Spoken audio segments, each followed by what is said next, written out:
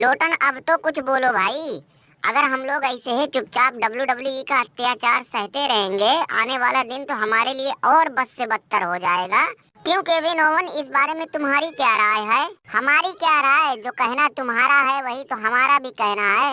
अरे अगर हम लोग आज ऐसे हाथ पे हाथ धरे बैठे रहेंगे तो साला कल को हमें गली का कुत्ता भी ना पूछेगा।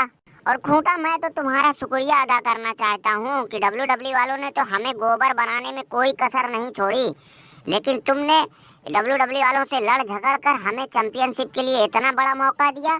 इस बात के लिए मैं जिंदगी भर तुम्हारा एहसानमंद रहूंगा। केविन ओवन, अंदर वाली भी तो बात बता दो कि खूंटा ने तुम्हें चैंपियनशिप के मैच के साथ साथ और क्या क्या दिया है। तभी तो तुम बहुत ही आसानी से बकरा बनने के लिए तैयार हो गए। अरे भाई खूंटा, केविन ओवन हटाओ, जाने दो, जो जैसे चल रहा है चलने दो। देखो अब हम लोग कुछ कर भी नहीं सकते हैं, हमारे हाथ में कुछ रहे तब ना हम लोग कुछ करेंगे। लेकिन खूंटा तू ये बता कि पूरे WWE में ले दे के केविन ओवन ही तुम्हें मिला था? चला तुम्हारे चक्कर में वैसे महीनों से हमारी ऐसी की तैसी हो रही थी, अब केविन ओवन को ही तुमने बलि का बकरा बना दिया यार। मुझे तो साला लोगों की बात पे अब यकीन हो रहा है कि केविन ओवन को जरूर तुमने वो दिया होगा, तभी तो ये इतनी आसानी से मान गया। लोटन यार ये सब छोड़ो, मेन मुद्दे पे आओ। देखो अगर हम लोग चाहें तो बहुत कुछ कर सकते हैं, क्योंकि सारे फसाद की जड़ सिर्फ एक ही आदमी है। मतलब तुम कहना क्या चाहते हो, मैं समझा नहीं। मतलब यही है कि अगर आज हमारी ऐसी दुर्गति हो रही है तो उसका जिम्मेदार सिर्फ रोमना है। रोमना सारा किया धरा तो ट्रिपल एच का है, तो फिर बीच में रोमना कहाँ से आ गया? यही बारीकी तो लोगों की समझ में नहीं आ रही है। लोग यही सोच के तो इस मुद्दे पे कभी चर्चा ही नहीं करते हैं। अबे खूंटा, तेरी बात मेरी समझ ही में नहीं आ रही कि आखिर तू कहना क्या चाहता है, साफ साफ बोलना। अरे भाई दरोगा, ये क्या पंचायत शुरू हो गई और हमें बुलाया भी नहीं? हटो हटो, बैठने दो यार। तू कहीं का चौधरी है कि तुझसे पूछ के पंचायत शुरू की जाएगी? जहाँ खड़े हो वहीं चुपचाप खड़े रहो। खूंटा, थोड़ा तमीज से बात कर, तुझे पता है ना तू किससे बात कर रहा है। हमसे जबान मत लड़ाओ, नहीं तो चप्पल खींच के मार दूंगा। ससुरी वाले रोमनी रोमना। अरे खूंटा, क्या हुआ, क्यों इतना बमक रहा है? कहीं केविन ओवन ने मिर्चा उर्चा तो नहीं लगा दिया क्या? दरोगा तुम तो यार रहने ही दो, जब देखो तब पता नहीं क्यों रोमना की तरफदारी करते रहते हो, जबकि इसने तुम्हें भी कई बार हरा के बेइज्जत किया है। तुम भाई भूल सकते हो लेकिन हम नहीं। समर सलाम में जब से इसका रिटर्न हुआ है, हर जगह चाहे जहां भी जाओ, चाहे वो WWE की दुकान हो या सोशल मीडिया हो, मतलब कहीं भी हो, हर जगह सिर्फ रोमना ही रोमना नजर आ रहा है।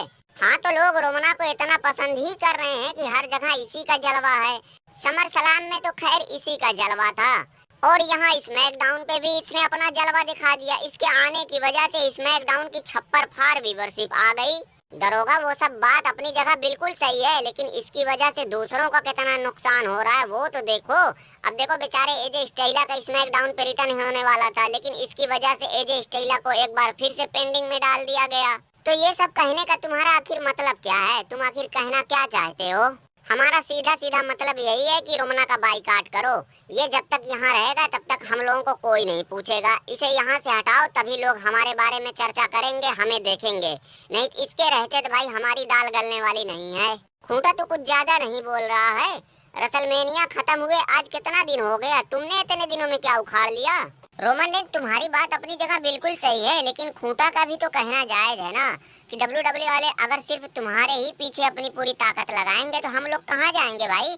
तुम्हारा जब से रिटर्न हुआ है तुम तो घने बादल की तरह पूरे WWE पे छा गए। हर जगह सिर्फ तुम दिखाई दे रहे हो। ये ससुरी वाला जग्गू दादा पता नहीं कहाँ मर गया कि रोमना 2 बार हगनुआ सोलो को बजा के चला गया और वो कहीं दिखा नहीं। वो जिस दिन इन्हें बजाएगा मैं तो पूरे WWE में भंडारा करवा दूंगा। खूंटा, तुम इसी अफनाहट में और इसी जलन में जीते जीते मर जाओगे, लेकिन हमारा कुछ उखाड़ नहीं पाओगे। गांव में एक कहावत कही जाती है कि सियार और गिद्ध के मनाए डांगर नहीं मरता है।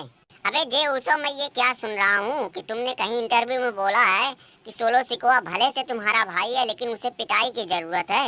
ये बात सुन के मुझे तुम्हारी बहुत फिक्र होने लगी है कि कहीं ये बात अगर सोलो सिकोआ की नाक में पहुँच गई तो फिर तुम्हारा क्या होगा? सैमी देन, मुझे कोई दिक्कत नहीं है, मेरे सामने आ गया तो तोड़ फोड़ के रख दूंगा। अच्छा खैर ये छोड़ो, वो तो जब तुम्हारा और हगनुआ का आमना सामना होगा तब की तब देखी जाएगी। अरे यार तुमने ये भी कहा था कि अब तुम जिम्मी ऊसो के साथ नहीं बल्कि अकेले रहना चाहते हो, मतलब आखिर ये चक्कर क्या है?